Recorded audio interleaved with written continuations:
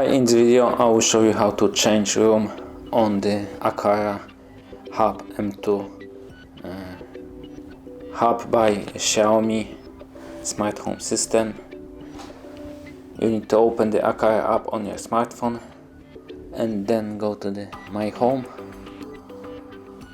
Home Management, My Home once again, tap on the accessory, go to the Hub M2, tap on these three dots, tap on the location, and there you can set one of the rooms to assign AQARA Hub M2 to that room.